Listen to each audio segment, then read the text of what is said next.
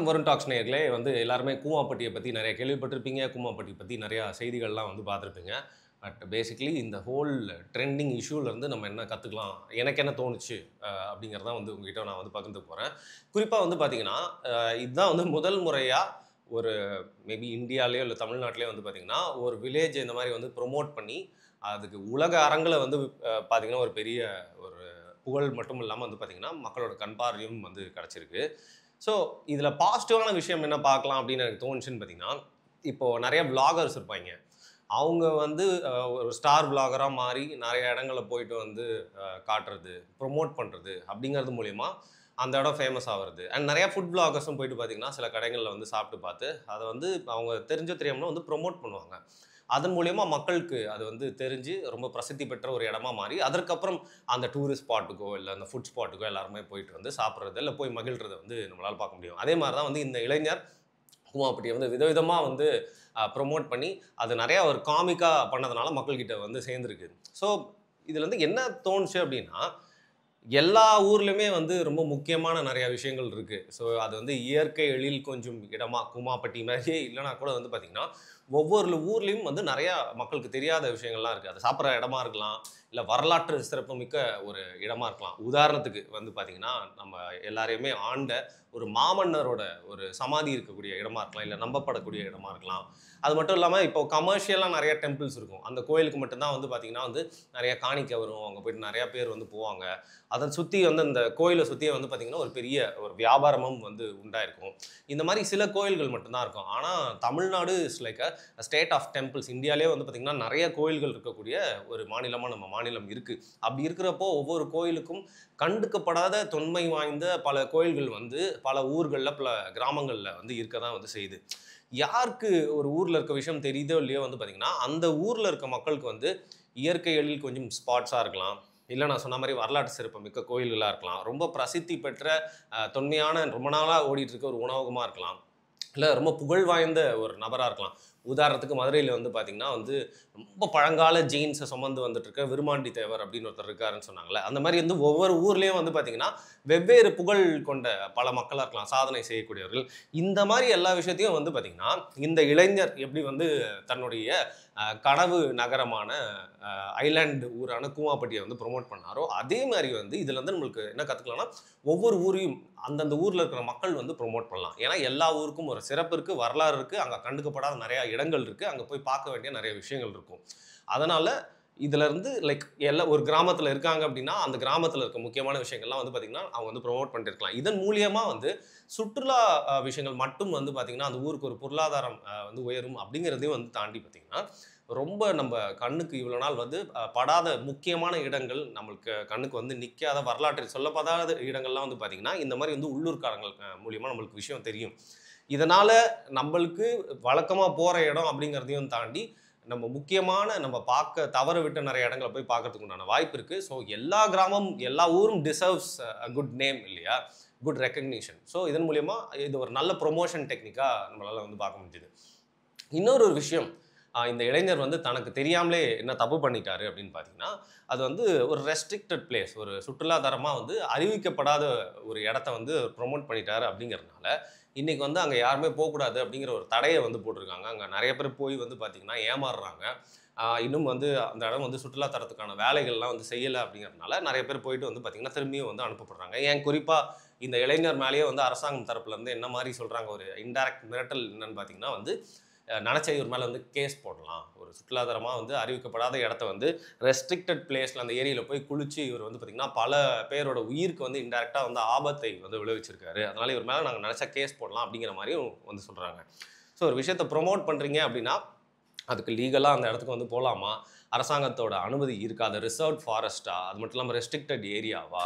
இன்னும் வந்து ஒரு ப்ராஜெக்ட் முடியாத ஒரு இடமா? அப்படிங்கிறத பார்த்து வந்து நம்ம ப்ரமோட் பண்ணணும். அப்படிங்கிறது வந்து இது மூலியமா வந்து தெரிஞ்சுக்கலாம். சரி, இப்போ இப்போ வந்து இந்த கூமாப்பட்டி வந்து இதுக்கு மேல வந்து அரசாங்கம் நெறைய மெஷர்ஸ எடுத்து அத வந்து ஒரு சுற்றுலா தலமா வந்து மாத்துமா? அப்படிங்கிறது ஒரு முக்கியமான விஷயம். ஏன்னா, ஒவ்வொரு ஊருக்கும் வந்து பார்த்தீங்கன்னா, ஒவ்வொரு விஷயம் இருக்கு. எல்லா ஊரையுமே ஒரு சுற்றுலா தலமா நம்மளால ப்ரமோட் பண்ண முடியாது. அதற்கான அந்த ஊர்ல ஸ்டஃப் இருந்தா மட்டும் தான், இடங்கள் இருந்தா மட்டும் தான், அத அந்த மாரி ஒரு ஊரா வந்து நம்மளால மாத்த முடியும். அப்படி இருக்கிறப்போ, ஒரு பொட்டன்ஷியலான ஒரு ஊரா கூமாப்பட்டி இருக்கும் அப்படின்னா, அரசாங்கம் அத ஒரு சுற்றுலா தலமா வந்து மாத்தணும். அந்த இளைஞரோட முயற்சிக்கு மட்டும் இல்லாம வந்து பார்த்தீங்கன்னா, if that place deserves it அரசாங்கம் வந்து சீக்கிரமா பல நடவடிக்கைகள் எடுக்கலாம்.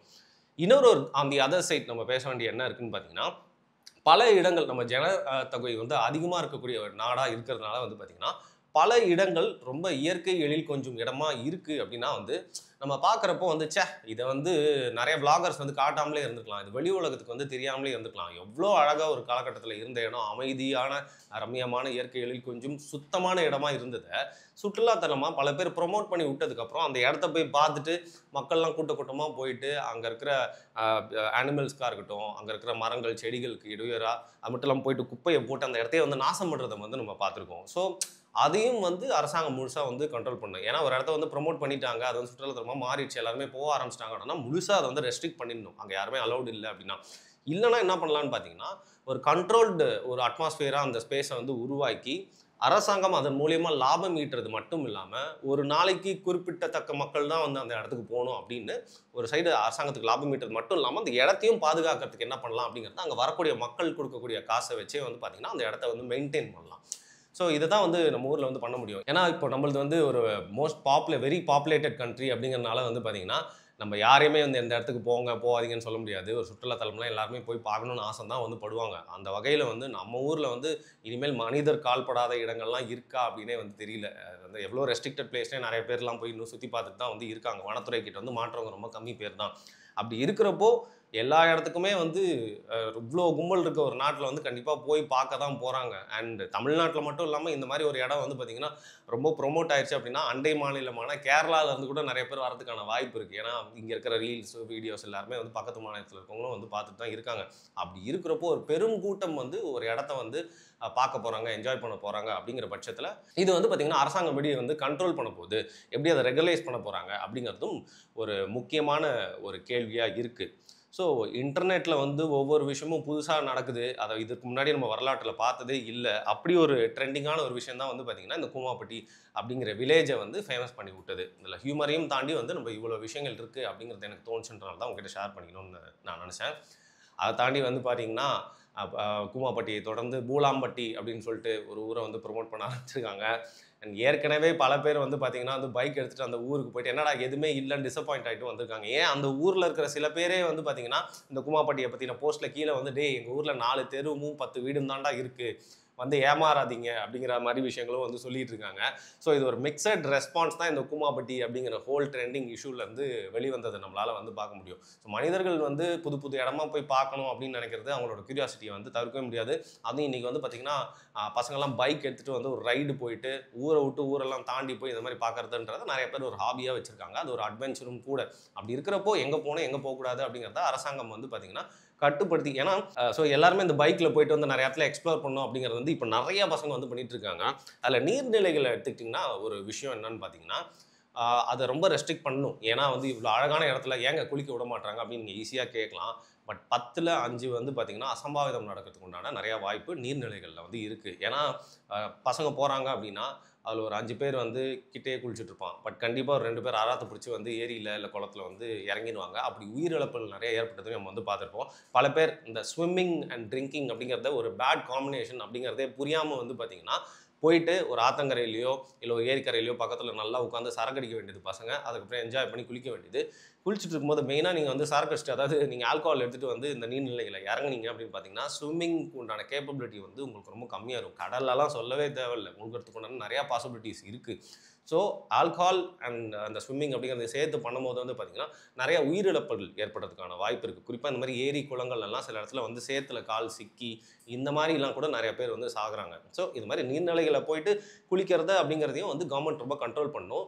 ஸோ ரொம்ப ரெஸ்பான்சிபிளா ஒரு இடத்த ப்ரமோட் பண்ணணும். எது சுற்றுலா தலம் அப்படிங்கிறதையும் நம்ம வந்து யோசிச்சு பார்த்து கவர்மெண்ட் அதுக்கு வந்து பெர்மிஷன் இப்போ குடுத்துருக்கா அப்படிங்கிற பார்த்து தான் வந்து ப்ரமோட் பண்ணணும். இல்லன்னா இந்த மாரி வந்து ரீல்ஸ்ல பிரபலமான இடத்த பல பேர் படையெடுத்து நோக்கி போயிட்டு வந்து பார்த்தீங்கன்னா, அசம்பாவிதங்கள் நடக்கிறதுக்கு உண்டான வாய்ப்பு இருக்கு. அப்படிங்கிறது தான் வந்து இந்த மூலியமா நம்மளால தெரிஞ்சுக்க முடியும். பட் ஒரே ஒரு விஷயங்க.